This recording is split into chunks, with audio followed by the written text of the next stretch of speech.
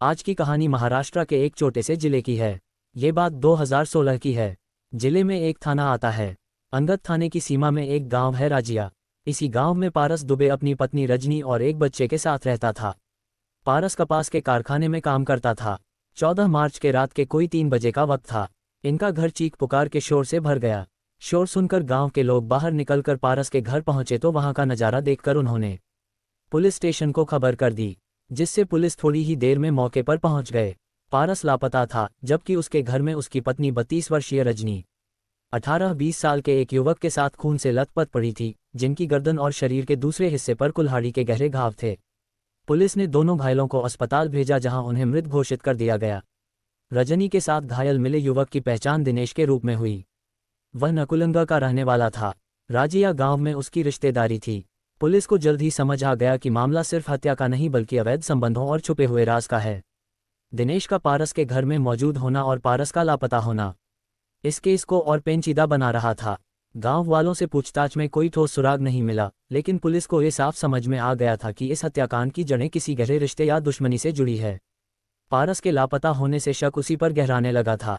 Police पारस की तलाश में लग गई। पुलिस ने उसकी मोबाइल लोकेशन ट्रेस करनी शुरू की, लेकिन जल्द ही समझ आ गया कि पारस जानबूझकर अपनी लोकेशन बदल रहा था। पुलिस के लिए ये साफ हो गया कि पारस छिपने की कोशिश कर रहा है, जिससे शक और मजबूत हो गया। अब सवाल ये था कि क्या वह हत्या का गवाह था या असल में इस वारदात में उसका कोई हाथ था। पुलिस ने उसकी संभावित ठिकानों पर दबिश देना शुरू कर दिया, लेकिन पारस जैसे पहले से ही तैयार था। हर जगह से वह पुलिस को चकमा देकर बच निकलता रहा। जांच के दौरान पुलिस को पता चला कि मृतक दिनेश का राजिया गांव में आना जाना पहले भी होता था, लेकिन पिछले 1 साल में ये काफी बढ़ गया था।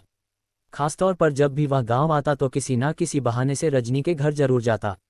गौरव के रिश्तेदार रजनी के घर के ठीक पड़ोस में रहते थे, इसलिए दोनों की मुलाकात भी उन्हीं के यहाँ हुई थी। धीरे धीरे ये पहचान गहरी दोस्ती में बदल गई और दिनेश का रजनी के घर आना जाना आम बात हो गई।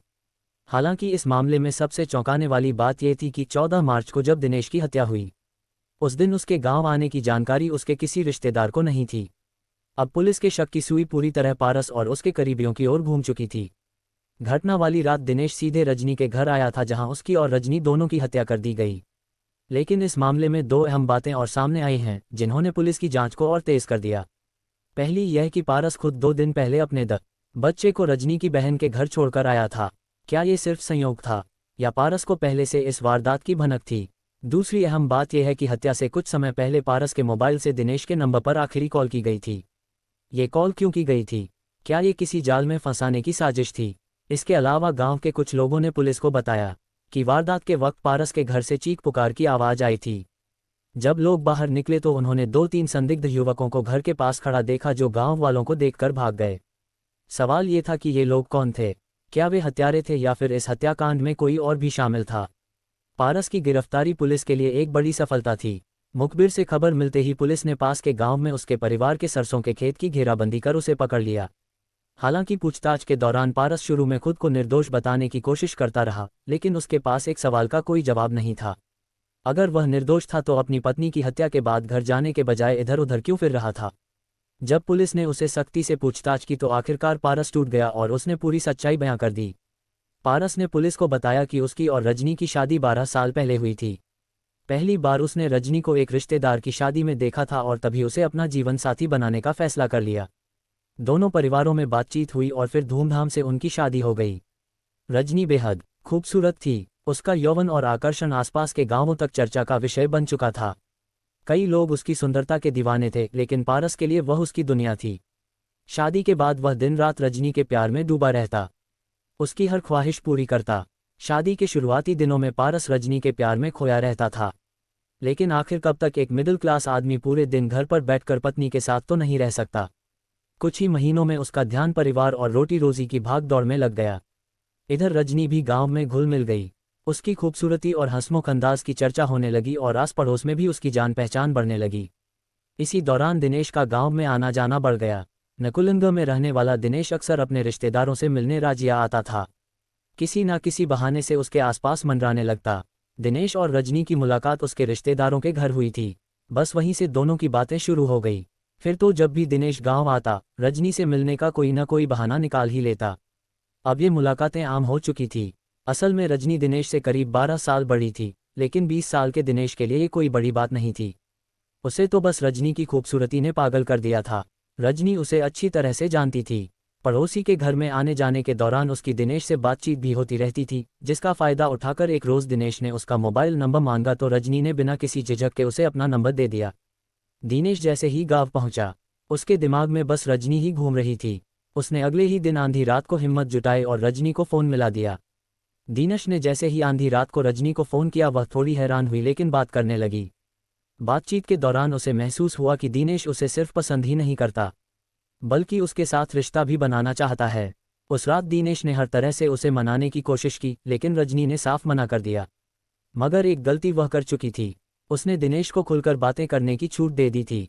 अब दिनेश ये समझ चुका था कि रजनी के पति की ड्यूटी कब दिन में होती है और कब रात में। उसका पति कपास के कारखाने में काम करता था और दिनेश ने यही बात पकड़ ली। अब वह रोज़ उसी हिसाब से रजनी को फ़ोन करने लगा। दिन ब दिन उसकी मीठी बातें और मोहब्बत भरे जज्बात रजनी के दिल में भी जगह बनाने लगे। धीरे धीरे उसे भी दिनेश की बातों में मज़ा आने लगा। फिर एक दिन दिनेश ने उसे अकेले में मिलने की जिद की। पहले तो रजनी मना करती रही, लेकिन आखिरकार वह एक शर्त पर मान गई। बस ये पहली और आखिरी बार होगा, इसके बाद तुम कभी मुझसे अकेले में मिलने की जिद नहीं करोगे। दिनेश के लिए इतना भी बहुत था, उसे तो बस एक मौका चाहिए था। दिनेश इस शर्त पर राजी हो गया। जब रजनी ने मिलने की इजाज़त दे दी तो वो खुशी से झूम उठा। एक रात जब पारस अपनी नौकरी पर गया था, रजनी ने बच्चे के सो जाने का इंतजार किया और फिर गांव के बाहर खड़े दिनेश को फ़ोन कर घर बुला लिया। घर में घुसते ही दिनेश की धड़कनें तेज हो गई। रजनी भी नर्वस थी, लेकिन दिनेश की मीठी बातों और जज्बातों ने उसे थोड़ा ढीला कर दिया। दिनेश ने उस रात कई बार उसे मनाने की कोशिश की और आखिरकार रजनी एक बार उसके साथ शारीरिक सुख बांटने के लिए तैयार हो गई। लेकिन ये एक बार सिर्फ एक शुरुआत थी। उस रात जो रिश्ता पाप की दहलीज पर बना वो फिर कभी पीछे नहीं हटा। अब जब भी मौका मिलता, दोनों चोरी छिपे एकांत में मिलने लगे। प्यार अब वासना का खेल बन चुका था और धीरे धीरे ये खेल उनकी जिंदगी का हिस्सा बन गया। दिनेश तो पहले ही रजनी का दीवाना था, लेकिन अब रजनी भी अपने से छोटे इस जोशीले प्रेमी की दीवानी हो चुकी थी। अब बात सिर्फ चोरी छिपे मिलने तक नहीं रहा, बल्कि रजनी खुद भी दिनेश से मिलने के बहाने बार बार नकुलंगा जाने लगी। जल्द ही पारस को इस रिश्ते की भनक लग गई। पहले तो उसने नज़रअंदाज किया, लेकिन जब ये सिलसिला बढ़ता गया तो उसने सख्ती से विरोध करना शुरू कर दिया। मगर अब रजनी और दिनेश अपनी जिद पर उतर आए थे। दिनेश ने पारस के सामने सीधे सीधे बोल दिया, रजनी अब मेरी है, तुम उसे छोड़ दो, मैं उसे अपने साथ रखने वाला हूं। और इस बात को पक्का करने के लिए उसने 14 मार्च की तारीख भी तय कर दी।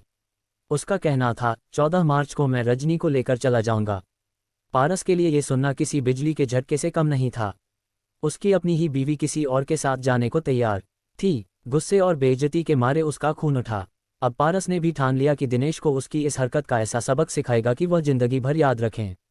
इसलिए उसने चालाकी से अपने बच्चे को 2 दिन पहले ही उनकी मौसी के घर छोड़ दिया ताकि वे इस सब से दूर रहे। फिर उसने चुपचाप एक कुल्हाड़ी घर में छुपा लिया। दिनेश को हमेशा के लिए ठिकाने लगाने के लिए पारस की इस तैयारी से रजनी बेखबर थी। उसे तो बस अपने नए जीवन की फिक्र थी, इसलिए वो पूरे जोश में अपने प्रेमी के साथ भागने की तैयारी कर रही थी। इधर तय दिन और वक्त पर 14 मार्च की रात करीब 2 बजे दिनेश राजिया पहुंच गया। गांव के बाहर खड़ा होकर उसने पारस को फ़ोन किया और बोला, मैं बाहर खड़ा हूं, रजनी को लेकर आओ और मुझे सौंप दो। पारस ने बड़ी नरमी से जवाब दिया, ऐसे करने से गांव में बदनामी होगी। ये हमारे बीच की बात है, मिलकर बैठकर हल निकालते हैं। तुम घर आ जाओ, वहीं बैठकर बात कर लेंगे। गौरव ने साफ मना कर दिया। उसने कहा, मुझे कोई बात नहीं करनी, बस मुझे रजनी चाहिए। पारस ने थोड़ी चालाकी दिखाई और नर्म पड़ते हुए बोला, ठीक है, अगर तुम्हें ही चाहिए तो घर आकर मिल लिया करो, मैं कोई विरोध नहीं करूंगा। फिर उसने एक और बड़ा दांव खेला, अभी भी आ सकते हो, मैं दूसरे कमरे में सो जाऊंगा। तुम रजनी के साथ रहना, बस किसी को पता न चले, इसलिए सुबह उजाला होने से पहले चले जाना। दिनेश को यह सुनकर यकीन नहीं हुआ, मगर उसे लगा कि पारस सच में हार मान चुका है। उसे क्या पता था कि यह पारस का जाल है जिसमें वह खुद फंसने जा रहा है। दिनेश पारस की बातों में आ गया। उसे लगा कि यह भी ठीक है, क्योंकि अभी वह खुद कॉलेज में पढ़ाई करता था, तो रजनी को कहाँ और कैसे रखेगा।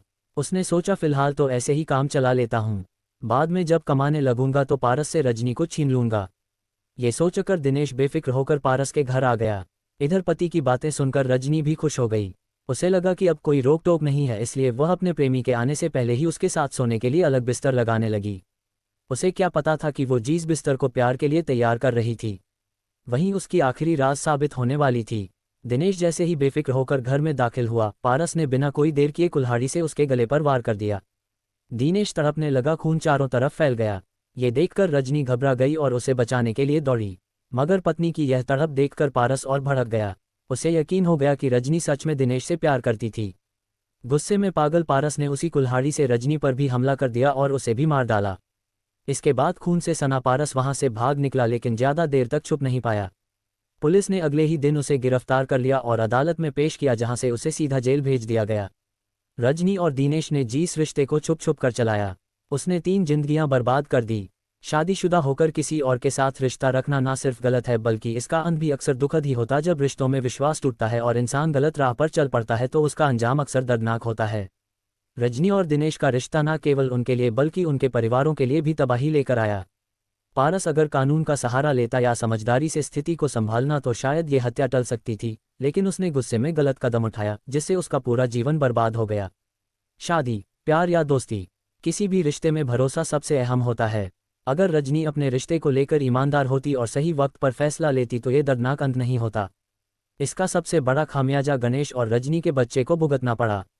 मां की मौत हो गई, पिता जेल चला गया और बच्चे अनाथ हो गए। रिश्तों में धोखा और गुस्से में लिए गए फैसले सिर्फ 2 लोगों को ही नहीं बल्कि पूरे परिवार को तबाह कर देते हैं।